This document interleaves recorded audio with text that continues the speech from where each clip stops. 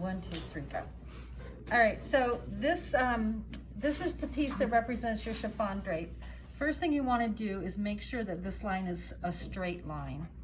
So I'm going to draw a line. This will be the fold of my fabric. And this is my center front right here. So I'm going to give myself a little notch where that's at. I want to make sure before taking it off the form that I have these notches marked where my pleats are. So those will come together. After I've gotten those notches marked, I give myself that 1/2 inch seam allowance. I fold it in half because I need to make sure that they're the same left and right. So you can see for my drape, I haven't cleaned this side up yet. So I'm going to make this an exact mirror.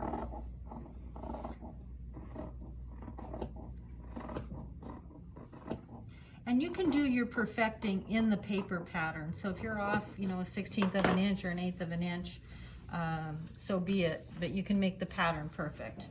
So now when I trace this off, I'll fold my paper on the fold, and I will mark one side and I'll put the notches in together.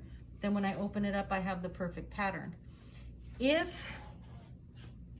you're doing it as a single layer, like with a wider width, and again, you can see this is not square down here, so I need to square that off.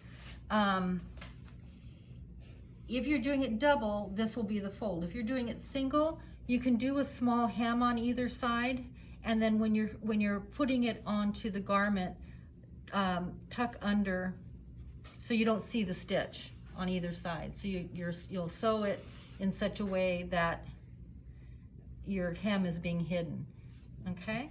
So you don't want to see the stitch. That's the goal with the sewing part. So I will go ahead and transfer that pattern, put in those notches, and true it up. Then the same thing is true of this lace piece. If you're using the lace piece, what I got was this line. So I'm going to accept, I didn't trace the right side because I liked the way it looked on the left better. So I will again add my 1/2 inch to that, or what do we say, 1/4, right? I'm going to do it with my eye because I don't want to, you're not going to see the pencil marks. So I want the same left and right.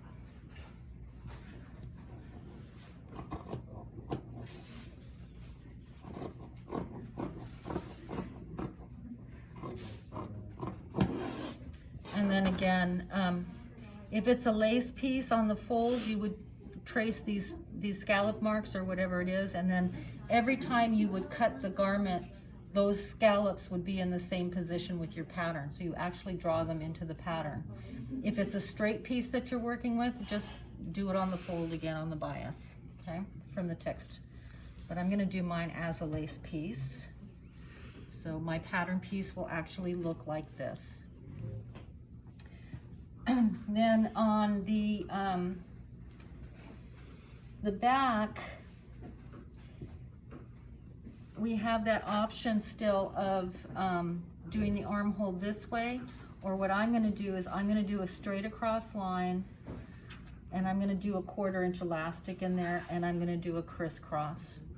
So I'm adding my 1/2 inch seams.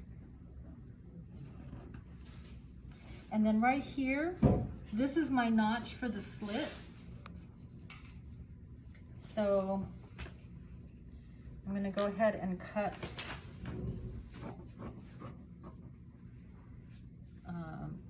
my 1/2 inch seam allowance.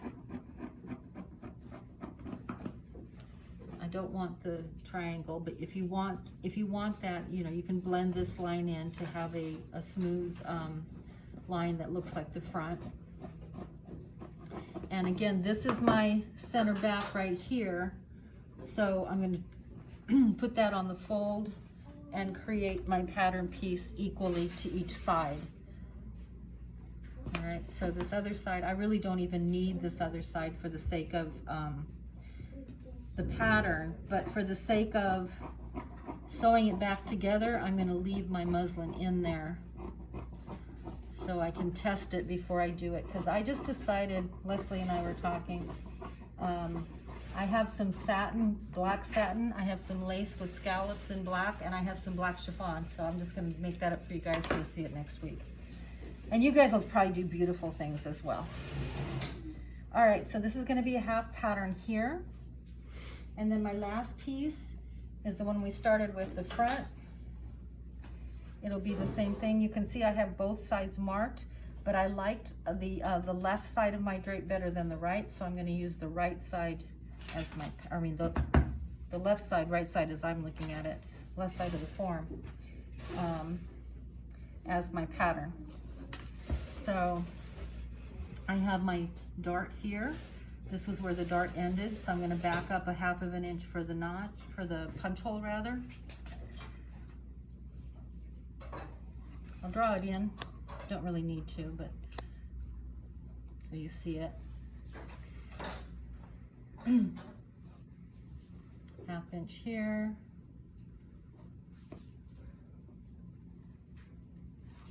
And then there's my notch for the slit again, and then I'll true that up to this side. So my side seams need to be the same length for the hem.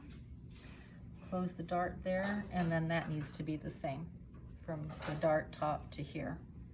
Okay, so I'm gonna go ahead and finish cutting on these lines. I'm gonna do a 1/4 inch seam for this line. I'm gonna do a 1/4 inch seam for the armhole, and then 1/2 inch along the sides.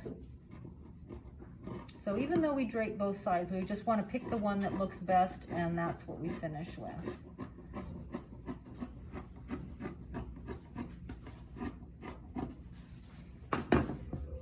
Okay, and that will true back up with the notch here, and I should be good to go with these 2 pattern pieces on the fold.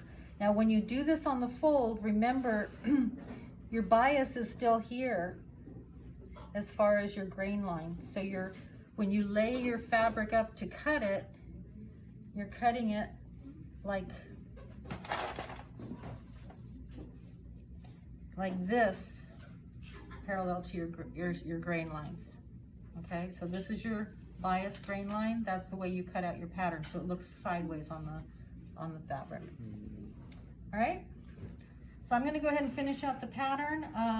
If there's time, I'll finish it and put it on the board unless you guys need some help one-on-one. And I will be coming around to check. This will take me about 20 minutes to finish.